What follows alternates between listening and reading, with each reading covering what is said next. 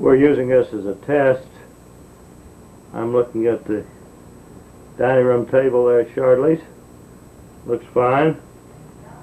And, well, Miss Ellie's in there somewhere, but I'm not sure. Now, well, honey, I'm just, all right. Just...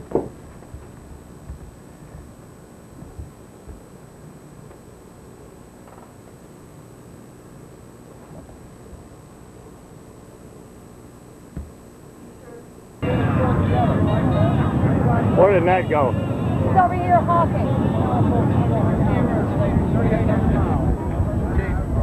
Right there. Okay, this is May. What's the date? The day before 25th, Memorial Day. The 26th. Is it 26th? 1991. We are in the north parking lot of the Pentagon. Hear the roar of the thunder of the motorcycles as they run, getting ready to run for the wall. And run for the wall, a run means they are, that's a motorcycle term for getting together and enjoying. Right, and here you also have the TV group up on top of the truck that have been with them since Terre Haute, Indiana. They're affiliated of channel CBS News, and they have been filming that. And here comes the big man who's in charge of all. Have you ever seen so many motorcycles in one time? You go to Sturgis. They made $36 million in Sturgis last year alone. In what? Sturgis, South Dakota. They rally, all the Harleys rally there. $36 million they did in 1 week of a Harley reunion. They do it every year.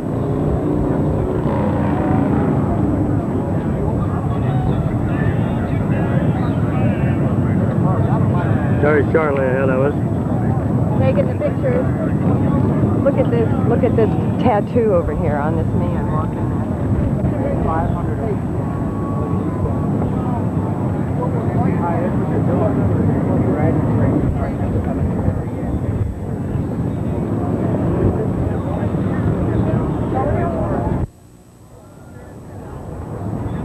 When are they leaving?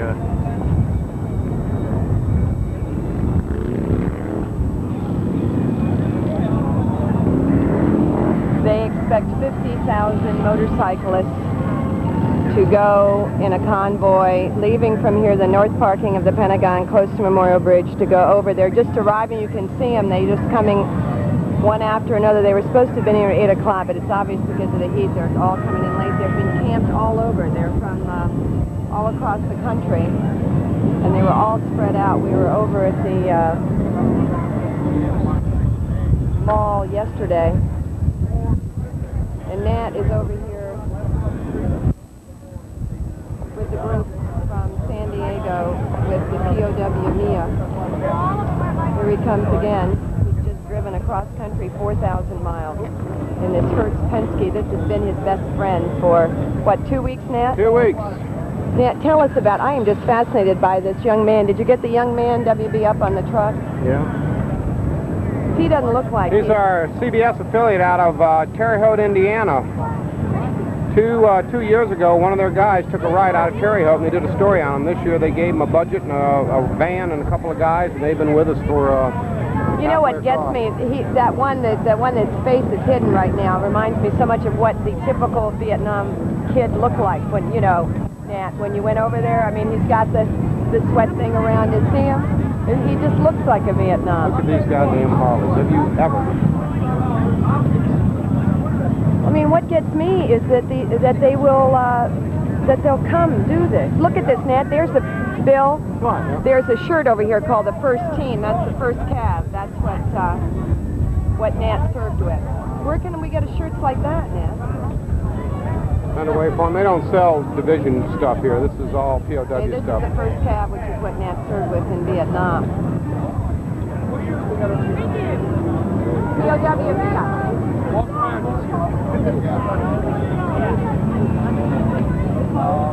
Boy, I tell you, this is an eye-opener, isn't it? Yeah. Bill and I've already argued. He's not comfortable with each other. There's nothing to argue about. You do it their way. Who has the right of way? They do. No. I wanted to get to you. And they were were telling us where to go park way over here, and I said I want to get to the San Diego. I'm supposed to meet my brother, and he let us do it. Right? Never seen better looking tits on women than anywhere. Are you recording that? Goddamn tits on these Harley women, I tell you, they'd make a man out of you in a heartbeat. Turn around right here, Dusty. Oh, sure, that's tacky. Not bad. What are y'all going to do today? You know yet? Are you? We're following you. For a while. These bikes will rally. Going back to work, and I'm These bikes will rally and take off, and we'll pick a truck up from that. You're not stopping. I'll pick your camera. Come on, Stan. You want me to get a picture of the two of you? Yeah, Ready? Just push part way down and it'll fall.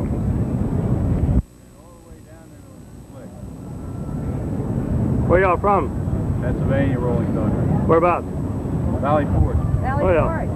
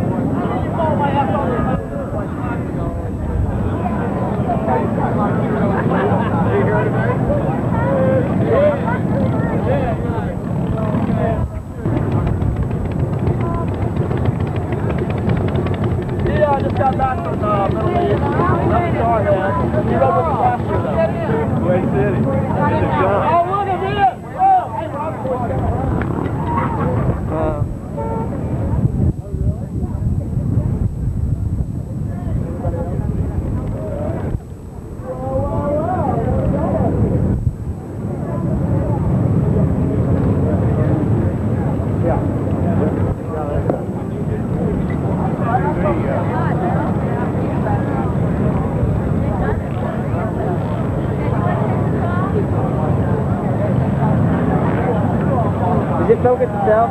Yeah. Okay. Just see a little green dot down below. Is it already running? Huh? Is it already? Yeah, it should be running, yeah. Okay, I'm sorry. You see the green dot down the bottom? Yeah, I can see the green dot. Okay, it's on.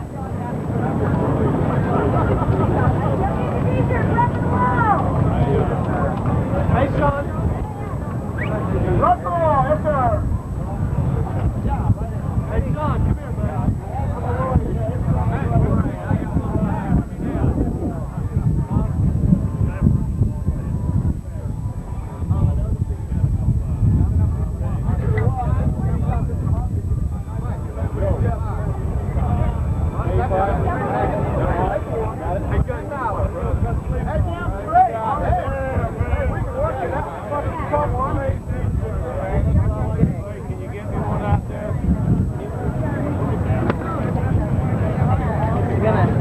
Thank you. Hey, man, I got a question for you. Yeah. Who are you doing that video? That's my brother. Hi, Sid.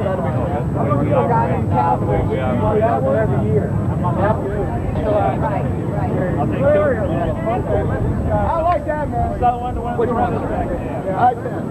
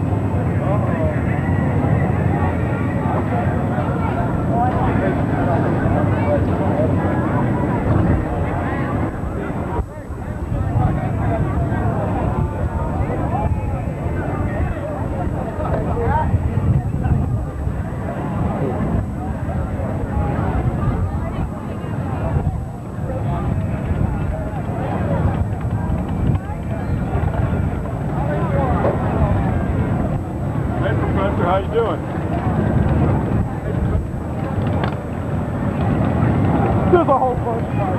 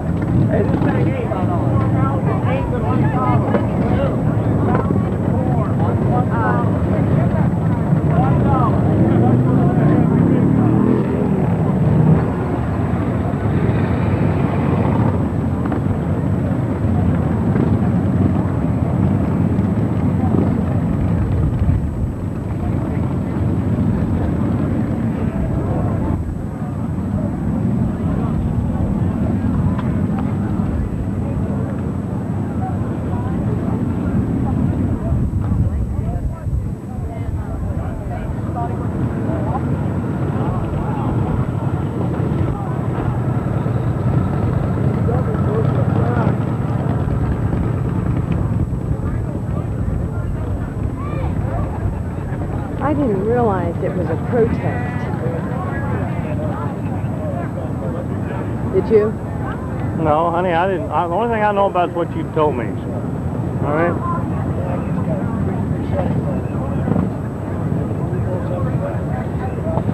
I know little if nothing else about it, except what I've seen. This is called Rolling Thunder, and it's the 4th year that they've done it. Right. Now there is an interesting pan in that the couple in the motorcycle across the way. Yeah. She looks like she's probably Vietnamese. Looks like she may well be Vietnamese. All right. Married to a Vietnam vet. This is your conservative side that you see here too. This is have you got it on? Yeah. This is Rolling Thunder the 4th. This is the 4th year they've done. In support of the POW MIA.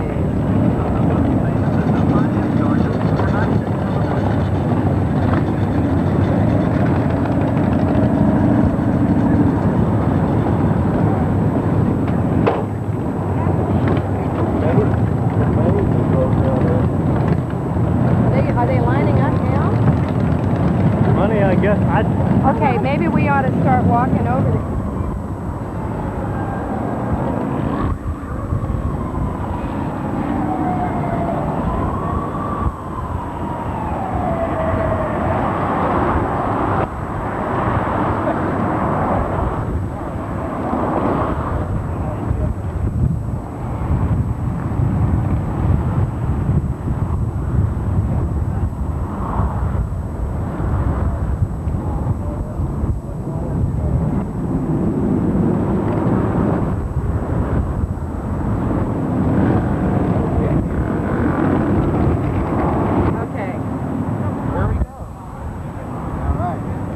Maybe we'll get some of their music.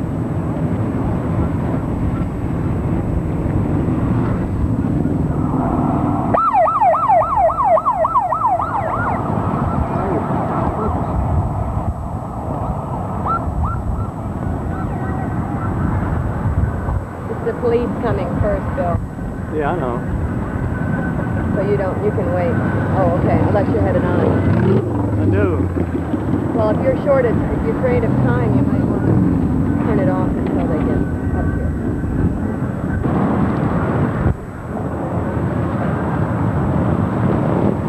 Okay, this is it.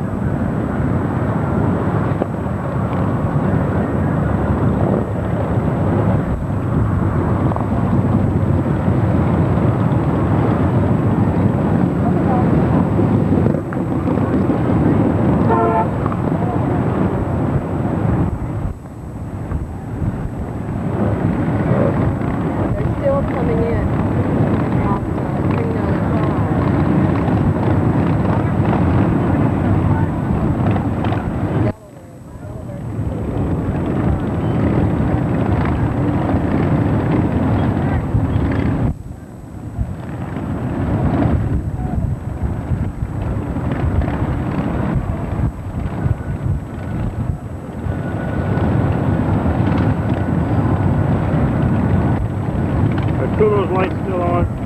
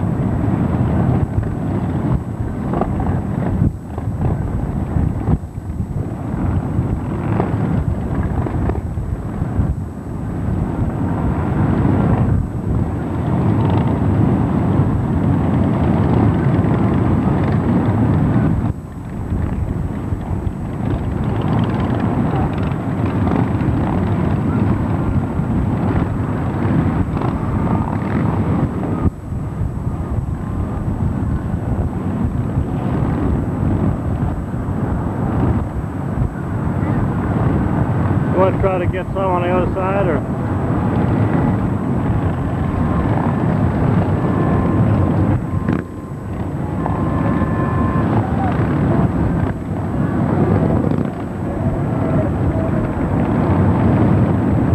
Want to try to get some on the other side, or? Crowd up back towards the end. Get that cab patch, Bill. Can you get that? Cab catch? The black flag with the cab patch on it. All right, I'll try.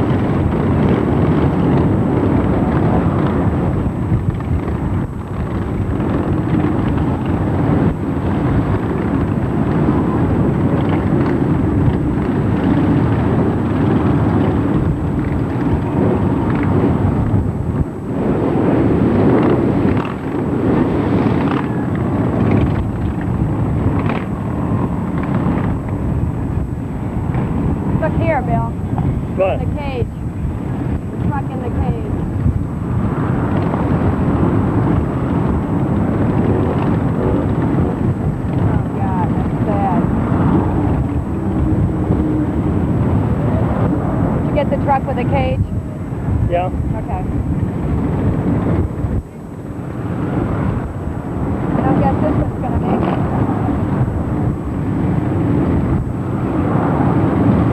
Need a quick mechanic.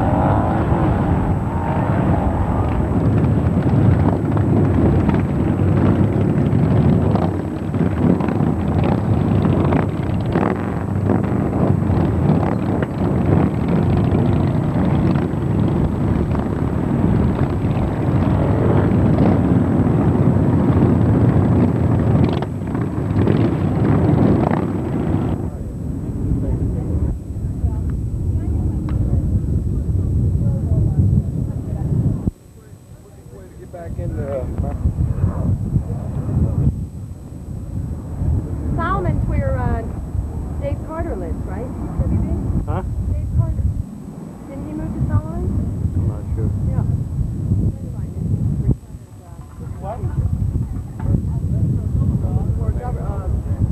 What?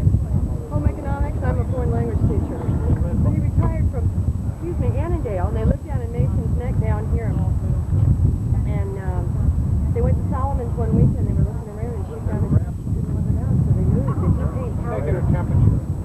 Taking her pulse. Now that he's I don't know their address. I don't think so. I don't think so. Although he does have a son. They've only been there for 2 years now.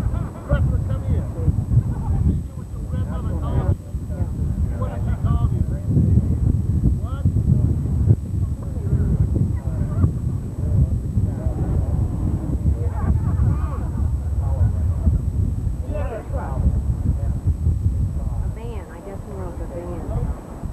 I don't think it's Mazda. But Jeremy is telling me that a school district. Who knows?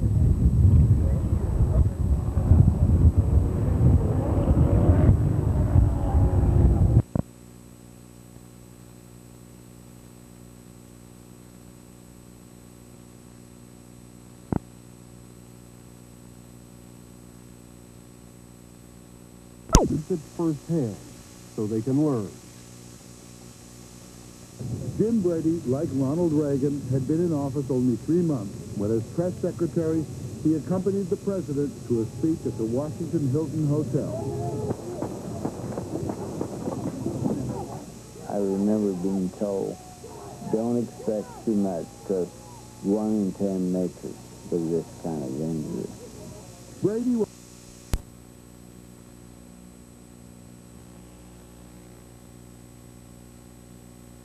In less than an hour, the 1991 Memorial Day concert gets underway on the west lawn of the Capitol. The concert is a tribute to the troops of Operation Desert Storm.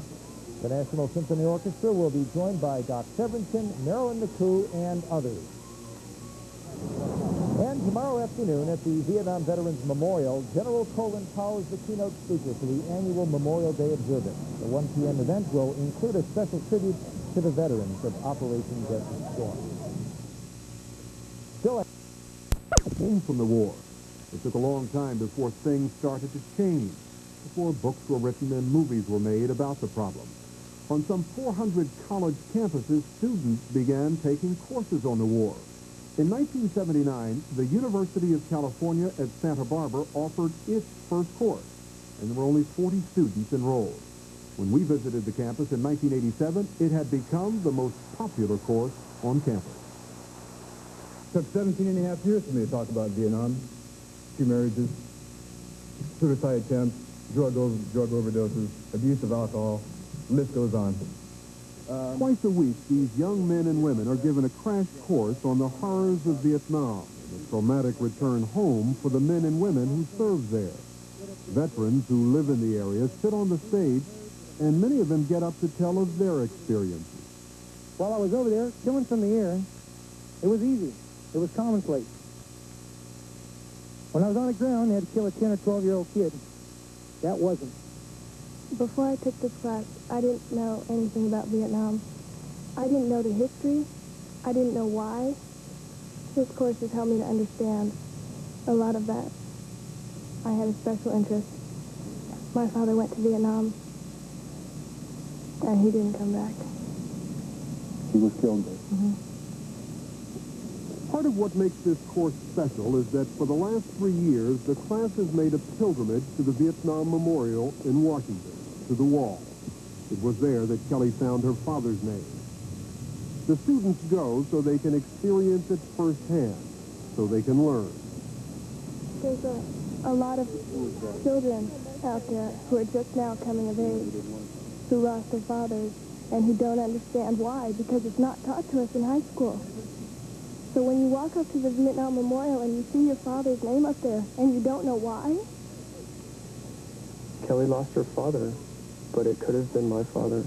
And I want to make sure that my children don't have to say they don't understand why their father's on that wall. I just keep thinking that they're going to make it. Being at the wall is an emotional experience the students had perhaps underestimated.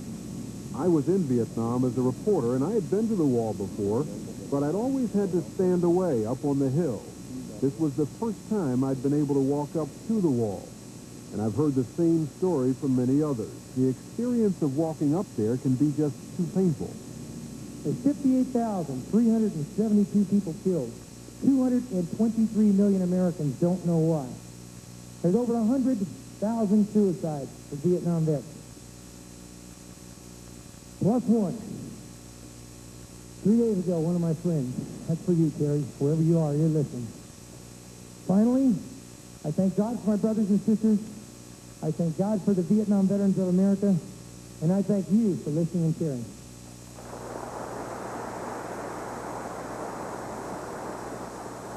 The course seems to have a dramatic effect on everyone involved. Veterans who have never told their stories before are saying things they never thought they could, to kids who are eager to listen to them. I didn't lose a father or somebody I loved, but I'm realizing that I need to heal, and that the whole American conscience needs to heal, and that's the whole theme of this class. We're the generation who are going to be writing the history books, and we need to learn really what really went on over there so that we can write a real first-hand account or second-hand account of what happened in Vietnam. And no rights and wrongs. Rights and wrongs aren't important anymore. The man responsible for all of this is Professor Walter Katz, who's become a sort of campus hero. This year, his course has 1,000 students, and they had to turn away 600 more. It's a kind of life communication. I mean, it's heart to heart. It's speaking about the meaning of life many, many times on the basis of what one learned about life after facing death directly. We're not just kind of being academic about things. We're really studying something that is a life and death matter for everyone. You want to hear about a bad day? I flew as a door gun on a CH-46. We come flying around the valley, panic phone calls on the radio. Get us out of here, get us out of here, get us out of here. 15 men in the platoon, only 3 are walking. We open up our doors. Those that are able to walk start bringing the remains of some of my brothers in poncho bags. Just bags full of mush. I spent the rest of my flight from that valley all the way to Quezon trying to keep 2 of my brothers alive who were spitting up blood in my mouth. You think it's easy to live with that? 19, 20 years old? And it's your responsibility to be sure, that this kind of thing doesn't happen again. War isn't fun. I'm no John Wayne. I'm no Audie Murphy. I'm a Craig Taylor. I'm a human being that was your guy's age when I went over there. And little did I know what I was getting myself into when I got there. I'll never be the same for the 2 years that I experienced in Vietnam. I never will be the same. Thank you for listening to what I had to say.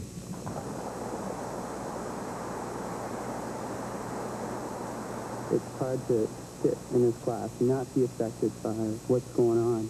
It's hard to listen to a vet tell their story, tell his story, and to not feel something, not to feel the emotion that comes across. It's something you don't get in other classes. The veterans telling the stories is a big part of it, but you can have that encounter almost anywhere. You can have some guys get up and tell what happened in Vietnam. It's a little different here, though, because there's an exchange. A lot of the veterans, they come back, they are getting something from us as much as they're giving something to us by telling us what happened. We're working together in a way to try to understand what happened. I'd just like to ask Dennis why you said that you thought Vietnam was a conflict and not a war, and if the other veterans would agree with that. It was a conflict instead of a war because it's pure, flat, and simple. It was undeclared. We lost 58,000 guys for no damn reason at all. Is it easy to get up there and talk in front of the team? Oh, it's terrifying. It's the most frightening thing. You're talking about a subject where the emotions are real close to the surface. And there's a potential that you're going to break down and, get crazy in front of 900 strangers. But somehow there's a feeling that, this is important. These people have to know what went on. I mean, they have to know it not only because it might happen again, but they have to know it for the sake of 58,000 people who didn't come back and who aren't going to be able to tell them the story. Somebody's got to tell them the story. This class is showing me that, I can't even judge right and wrong about the Vietnam War. It's showing me the human toll, the individual toll, and that this person on the street may have gone. Doesn't mean he's a baby killer. It doesn't mean he was at My Lai. It doesn't mean anything like that. If he was there, it's okay. We, as veterans who come to this class, owe you people collectively a lot because you're part of our process of coming home. You hear that a lot. Coming home, welcome home. Those phrases pepper the language of the vets and the students. For the veterans, those words mean acceptance. I believe that there's at least one Vietnam vet in the room today who has not yet been welcomed home. I think this is the time to say, welcome home.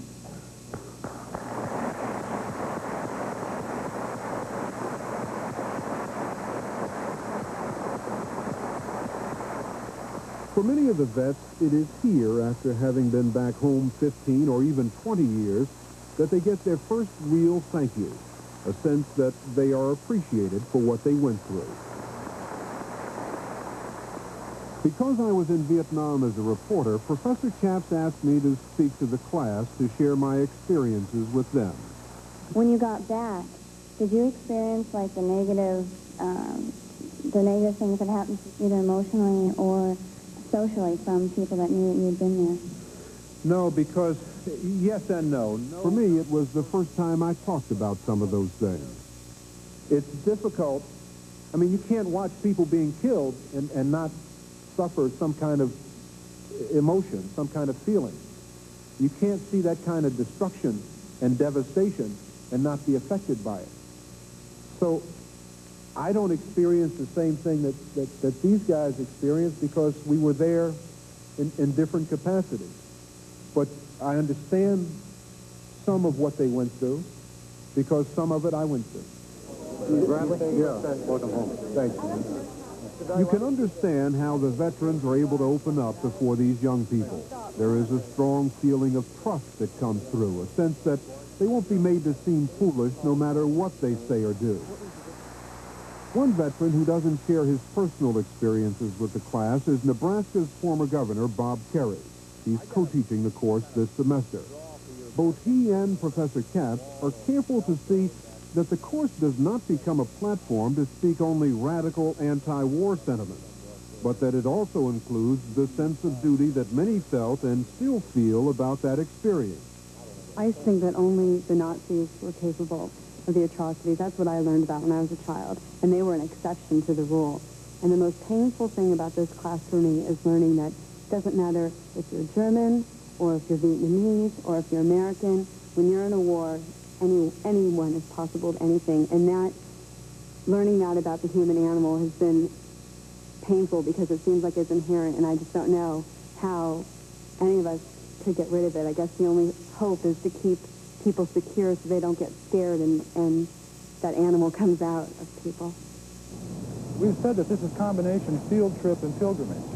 We come here to learn about the memorial because we're studying about the war. We also come here because it's the appropriate thing to do. All those names on the wall refer to individuals, many of whom were the same age as most of you as you're standing here now, and they've got families and mothers and fathers and brothers and sisters, and it's real. It's real. I think it's our task to both honor the dead, cherish life, and to see if we can go through our lives and not have to build one of these. This is a place to be hopeful. If you're sad, it's a place to leave your sadness behind. John Wheeler is a Vietnam veteran. He's chairman of the Vietnam Veterans Memorial Fund, the group that built the monument. He's been out to the campus in Santa Barbara to talk to the kids, but it is here that his words become more poignant. He told about a letter he found propped up against the wall. The letter says, "Hi, lover. I wanted to come back and say hello. You know, I went ahead and married Dick, and we have a beautiful little girl. And her favorite color is purple, the color of this station. I went to Arlington to see your grave, and on it said that you got a Purple Heart for dying. Well, this is your Purple Heart for living. I hope that our daughter finds as wonderful and as beautiful a first love as you were for me. Goodbye. Hello, Nancy."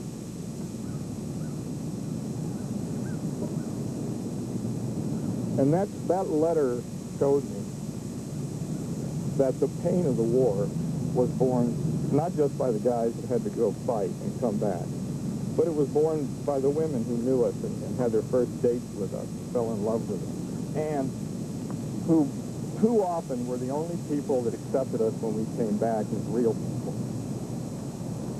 For the women who mourned them and who suffered with them, for the men who fought there and died there, for Americans who suffered individually and collectively, perhaps the country is at last coming home.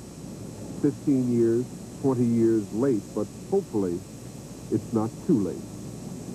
I guess my feeling is that as tragic as that war is, it can lead to a richer, more mature America. I think this is an effort at reconstruction. I mean, in a way that we can become more resilient people, more knowledgeable people about the consequences of our actions. And if we're contributing to that, that's enough for me.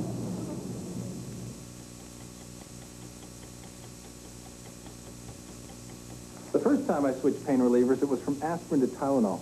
Then recently, I switched again from...